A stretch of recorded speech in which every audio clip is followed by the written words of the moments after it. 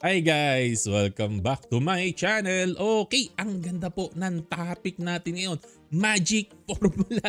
Okay, paano ka maghahanap ng magagandang stock gamit lang napakasimpleng formula. Makaka-come up ka na ng portfolio na pagkaganda-ganda na pwedeng matalo po ang PSEI Index. Yan po ang pag-uusapan po natin ngayon. Magic formula.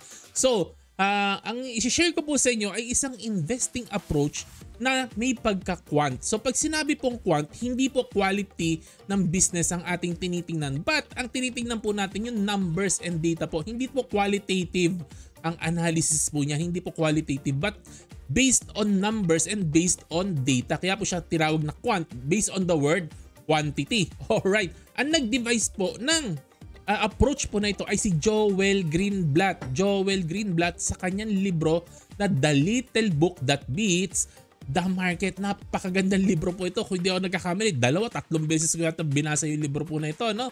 Oh, yan, no? So, just to give you an overview, si Joel Greenblatt po ay isang value investor po. Para rin pong tayo po yan. Long-term investor po ito. Value investor na lodi niya po sila Benjamin Graham at si Warren Buffett. Same lineage po yan. Ito po talaga mga sinusundan niya na approach. Kaya lang po, no, dinevise siya itong magic formula kasi napapansin niya maraming investor nag-i-struggle maghanap ng successful stock. Ano ba ang stock ang pipiliin natin? So naguguluhan ng maraming investor, no? So kaya po nag-research po siya, no? Kasi may resources po ito, no? Mayaman din po ito, no? Medyo may pagkamayaman po ito, no? Siya ang fund manager sa Gotham Capital, kung hindi po ako nagkakamali. Parang ganyan po, malaking fund din po. Ang hinahawakan niya, may resources po siya, may team po siya. So inaral niya po yung data. Nag-aral po siya ng mahabang data and tiningnan po nila talaga ano ba ang quality ng mga stocks na based on numbers. Ano ba talaga yung nagbibigay ng magandang result. At doon nakakame up sila, nakakita nila kung ano yung magandang diskarte talaga. Binaktest nila, binaktesting po nila para masubukan talaga nila na maganda talaga yung approach, no? So, ang katapos-tapusan po nito, no, sa dinabi-dabi po ng tinignan po nila na numero, 2 criteria lang ang nakita nila para ang isang stock ay maging successful. 2 criteria lang po ang nakita nila. Napakagaling. Ano yung 2 criteria na yan? Alam nyo na po ito kasi nasumusunod po kayo sa channel po natin. Dapat po, una, strong business. Pangalawa, dapat cheap ang price. Diyan pa rin po siya bumagsak. Lahat ng sinasabi po ng ibang mga value investor po ay doon pa rin po siya bumagsak sa pagkaka-analyze siya ng data. Doon pa rin. Kung ano yung sinisigaw ni Charlie Munger, nila Peter Lynch, doon pa rin siya bumagsak. Yun pa rin ang lumitaw sa kanyang mga data analysis. Ayan. So the formula po, so kung strong business and being cheap ang 2 sa criteria, ang ginawa po dito ni Joel Greenblatt is gumawa po siya ng formula kung paano mo mababalance itong 2 ito. Kasi alin ang titingnan mo sa 2 ito? Syempre, 2 bagay ito na nagtatalo. Minsan, may strong business ka pero mahal. Minsan naman, no, may cheap stock ka pero pangit yung business, hindi siya strong. So saan mo babalansehin? Paano mo i-combine yung 2 na ito? Magkahiwalay ito, di ba? Pag tiningnan natin, magkahiwalay po ito. Paano mo pagsasamahin?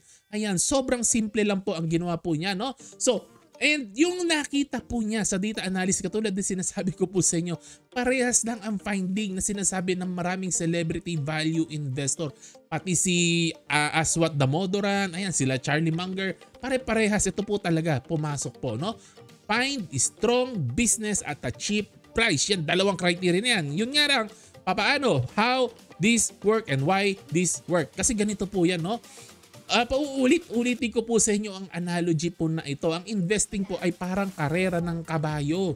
Kung sino ang una makakaabot sa finish line, dito sa finish line po dito, mas malaki ang kikitain po ninyo. Mas malaki. Mas maaga ka makarating sa finish line, mas malaki kikitain mo, no? So the faster you get to the finish line, the bigger your returns, no? So, kung naunang tumakbo yung kabayo mo, again, no? Karera ito na walang rules. Hindi po kailangan sabay-sabay kayong tumakbo. Wala pong rules ang karera po na ito. Para po sa stock market, wala pong rules. So, may mga kabayo na nauna ng tumakbo. Siyempre pag nauna ng tumakbo po yan, malamang maaga po makarating sa finish line po yan, no? So, ang analogy po ng kabayo na nauna ng tumakbo ay para pong cheap stock, para siyang cheap stock. Kasi po bakit? Ang nauna sa karera ay cheap stock. Kasi po, finding something cheap is like turning back time para mong pinabalik ang oras sa past. Nabili mo yung stock at a price na mura. As if yun yung presyo niya 5 years ago. Nabili mo siya ng mura today.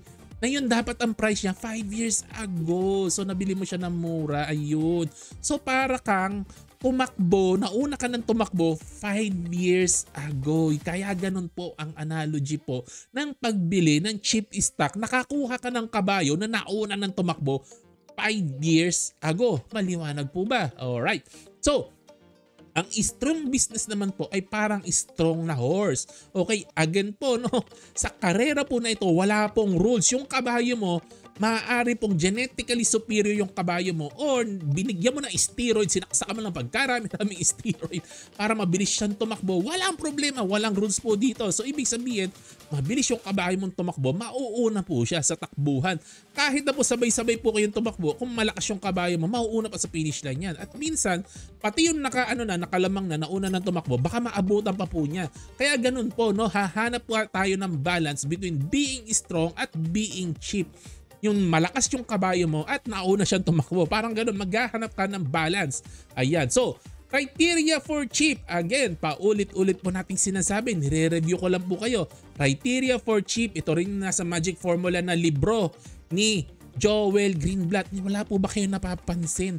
Lahat ng value investor pare-parehas ang conclusion po nila. Ang criteria for cheap is earnings yield, which is operating profit divided by enterprise value. Hindi po PE ratio kasi hindi po accurate yan. Walang utang po dyan. Sa enterprise value, kino-consider po ang utang. Well, anyways, hindi ko na po i-explain in detail po itong criteria for cheap, itong earnings yield. I-discuss ko na lang po sa ibang pagkakataon at na-discuss ko na rin po ito sa past. I-review nyo na lang po. Tingnan nyo po yung mga lumang videos ko. Pero kung hindi nyo po mahanap, magpo-post po ako ng bago. Basta yan po siya, earnings yield, operating profit divided by enterprise value. Yan ang criteria for cheap. No? So, hindi po kasi accurate ang PE ratio. Ngayon, ano ang criteria for being a strong business? Return on invested capital, pare-parehas po sila ng findings. Again, sinasabi ko po sa inyo paulit-ulit, pare-parehas po. Si Aswat Damodaran, Charlie Munger, lahat po sila. Terry Smith, lahat. Puro ito talaga sinasabi. Return on invested capital. Yan ang property ng strong business. Kasi po, kaya niya mag-generate ng malaking profit pero konti lang ang capital. Parang ganun po, no?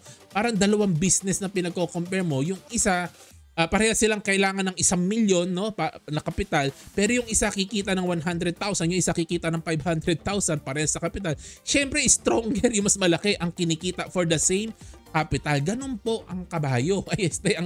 Ang business na malakas kasi po mas mabilis po yung mag-compound kasi konti lang ang kailangan niyang kapital tapos bibigyan ka ng pagkarami-raming pera. Yun, parang ganun po, no? Mabilis mag-multiply ang pera mo pag ganyan. Strong horse yan, naka-steroids, ganun, no? So that's why they run faster. Ngayon, pasok na po tayo sa formula. Kaya hindi ko na po i-explain kasi baka ma-bore po kayo pag pinahaba ko po ito. Pasok na po tayo agad sa formula, no? I-discuss ko na lang po later on yung mga ROIC na yan, yung mga earnings yield po na yan, no? How does the formula work? Itong Magic Formula Investing, no? Irarank mo siya. Una, irarank mo siya according to the earnings yield, no? Okay, so yan. So, ayan, no? Nirank natin. Meron akong 7 stock po dito, no? Nirank po natin. Halimbawa, ang earnings yield ni stock si 30%.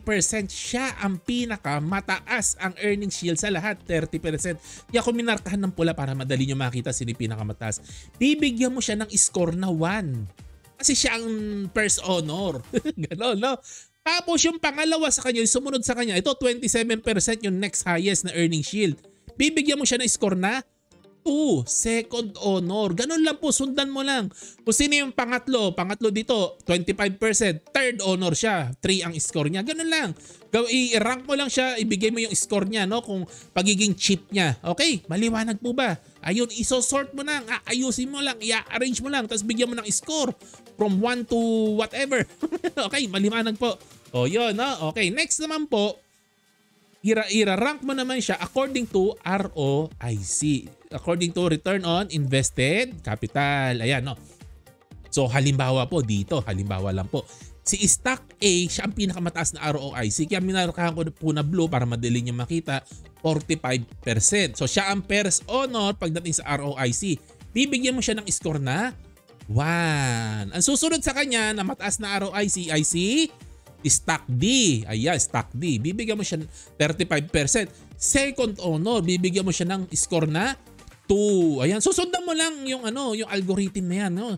O sino daw yung pangatlo? Basta ganoon, sundan mo lang, no? Ayan, so pagkatapos mo na-rank na silang lahat, ito na po yung next mong gagawin. Ipa-plus mo lang, ganun lang kadali ang magic formula na to. Ipa-plus mo lang yung dalawang score na yan, no? Ayan, so ito na po yan, no? O 1 dito, o number 3 si Stock A sa chip, number 1 siya sa pagiging strong, ipa-plus mo yung dalawa, 4 ang lalabas. Stock B, ang pagiging chip niya, ay 4th honor siya sa strong, 3rd honor siya, o ipa-plus mo, 7. Ganun. I-add mo lang ng i-add. Yung magkaka-counterpart na yan, 1 plus 4, 5. 5 plus 2, 7. 2 plus 5, 7. 7 plus 6, 13. 6 plus 7, 13. Ayan na po. Tapos na. Tapos na. Tapos, hahanapin mo na kung sino yung pinakamababa. Yan ang first honor. Ito pong 4, ito ang pinakamababa sa combined score po nila. Ayan, 4.